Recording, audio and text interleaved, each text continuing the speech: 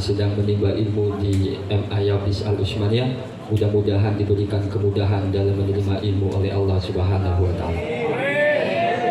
Pertama-tama marilah kita bersyukur kepada Allah Subhanahu wa taala atas segala curahan nikmat yang diberikan oleh Allah kepada kita semua. Perwujudan syukur itu telah kita wujudkan yaitu ketika dikumandangkan suara azan, hati kita tergerak untuk menjalankan perintah Allah yaitu melaksanakan sholat zuhur. Maka sholat zuhurnya kita semua di sini ini adalah perwujudan syukur kita kepada Allah Subhanahu wa taala atas segala nikmat yang telah diberikannya kepada kita semua. Shalawat serta salam senantiasa tersanjungkan pada junjungan kita Nabi akhir zaman, Nabi Muhammad sallallahu alaihi wasallam. Sallallahu alaihi wasallam, sallallahu alaihi wasallam.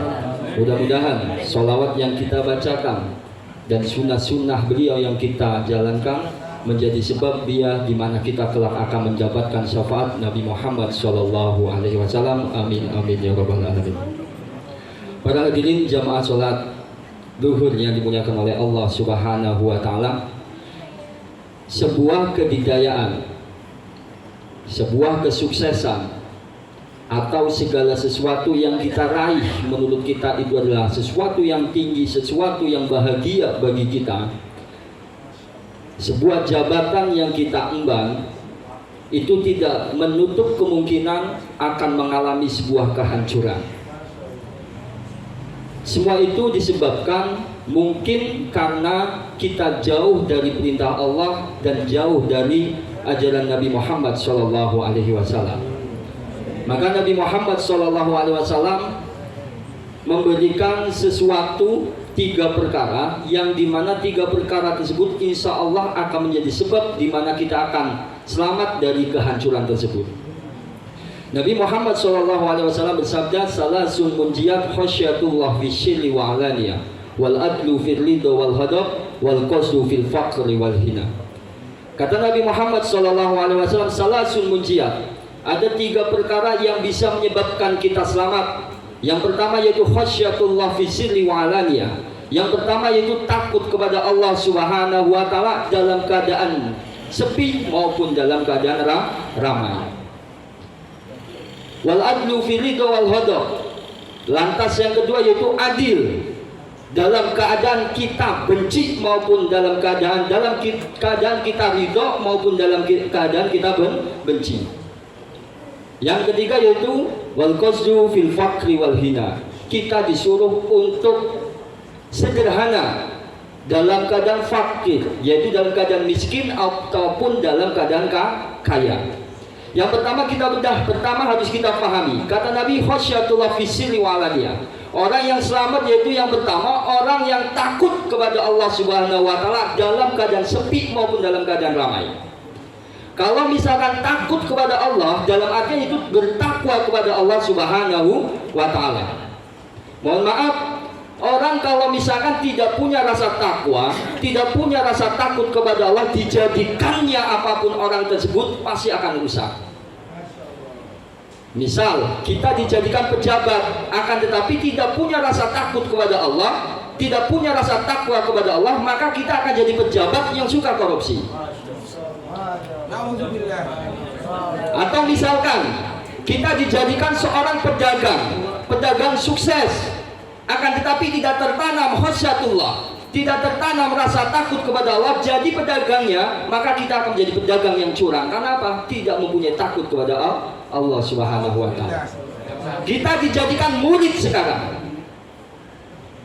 Untuk mendapatkan ilmu yang manfaat, harusnya seorang murid itu punya rasa takut kepada Allah Subhanahu wa taala. Akan tetapi apa? Kita dijadikan murid malah sering membangkang kepada gurunya. Naudzubillah. Atau misalkan lagi, kita dijadikan orang tua, dijadikan punya anak, akan tetapi kita memimpin anak kita tidak punya rasa takut kepada Allah. Ketika anak kita tidak sholat, kita tidak tegur, maka ini adalah kehancuran bagi orang tuanya. Maka dikatakan perlu kita pahami, dijadikannya apapun kita, sesukses apapun kita, punya jabatan, titel tertinggi apapun kita, akan tetapi tidak tertanam khasyatullah, maka apa? Kita akan mendapatkan kerusakan atau kehancuran. Maka takut kepada Allah dalam keadaan apa saja, bukan dalam keadaan sepi. Kalau misalnya dalam keadaan ramai kayaknya biasa. Kita mau bermaksiat dalam keadaan ramai, takut karena ada orang nanti lihat. Biasa kayaknya. Akan tapi dalam keadaan syirri, dalam keadaan sepi, bisakah kita menanamkan rasa takut tersebut? Pejabat, apakah ia diberikan uang sogokan ketika dalam keadaan ramai? Enggak. Pasti dalam keadaan sepi antara kita berdua. Dalam keadaan sepi.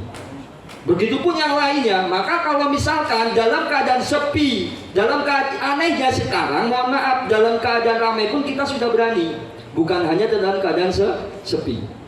Maka nanti dijadikannya apapun, kita tetap tanamkan khasyatullah fi sirri wa alaniyah. Karena apa? Akan menjadi sebab di mana kita akan diselamatkan oleh Allah Subhanahu wa taala dari kehancuran. Lantas yang kedua, wal adlu fi ridha wal ghadab. Dikatakan oleh Nabi Muhammad, faktor penyebab kita selamat itu wal adlu fi ridha wal ghadab. Kita disuruh menjadi orang yang adil dalam keadaan ridha maupun dalam keadaan kita benci. Mohon maaf, misalkan saya nanti menjabat, jadi seorang pejabat DPR dan sebagainya, atau gubernur dan sebagainya, karena mentang-mentang ada orang yang dulu tidak milih, benci dia, gua nggak bakalan ngurus dia. Nah ini tidak boleh. Seorang pemimpin dalam keadaan apapun mereka harus adil. Walaupun orang yang mau kita beri, mau kita dukung, mau kita bantu, dia pernah menyakiti kita, dia pernah tidak memilih kita, tapi kita sebagai pemimpin tetap harus adil. Anjuran adil sudah banyak di Al-Quran dikatakan, bahkan kita semua sudah hafal. Di dalam setiap penutup khutbah kedua itu dikatakan, innallaha ya'muruna bil adli wal ihsan wa ita'i dzil qurba wa yanha 'anil fahsya'i wal munkar. Sudah hafal semua. Innallaha ya'muruna bil adli wal ihsan. Allah menyuruh kepada kita untuk bersikap adil, wal ihsan, dan berbuat baik.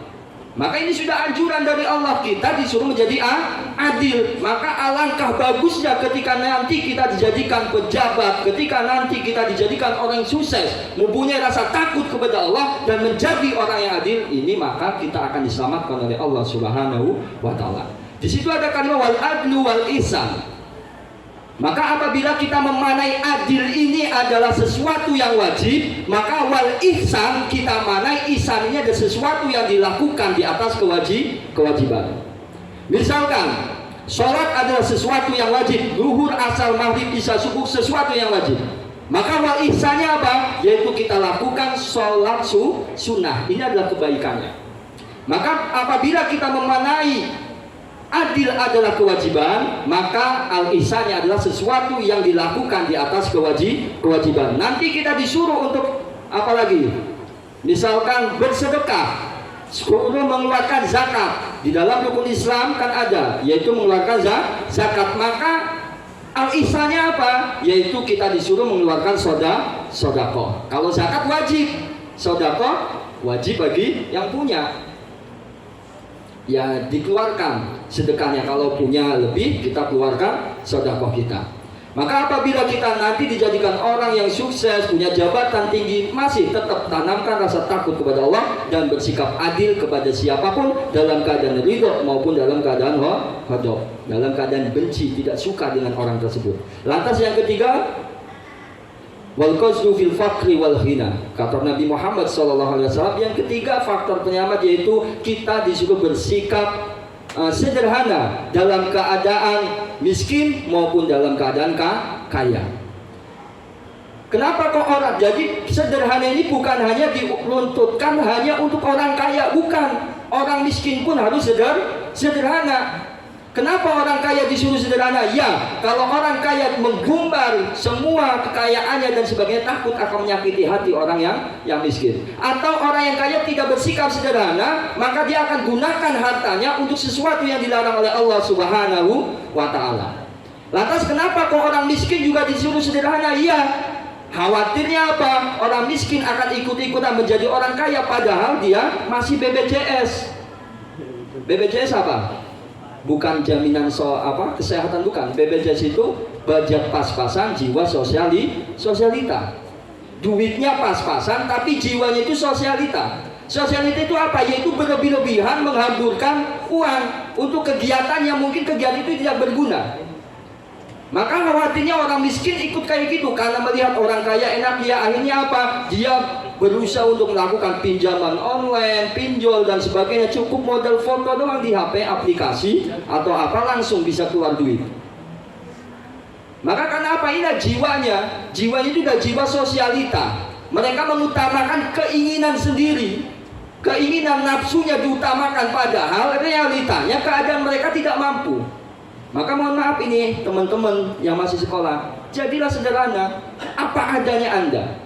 Tidak usah reka-rekanya, saya nggak mau sekolah kalau misalkan orang tua nggak ngasih motor. Padahal orang tuanya, mohon maaf, orang tuanya yang kerjanya narik gerobak dan sebagainya.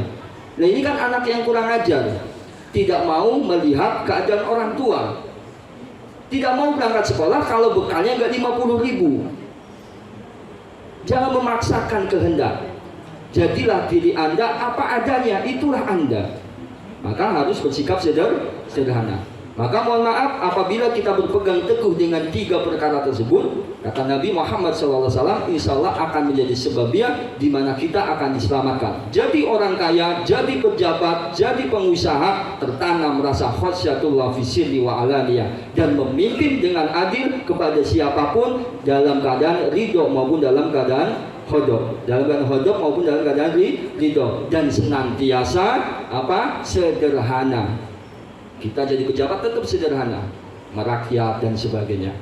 Oke, itu mungkin yang bisa saya sampaikan. Mudah-mudahan walaupun sedikit bermanfaat, khususnya buat saya pribadi dan umumnya buat jamaah sekalian.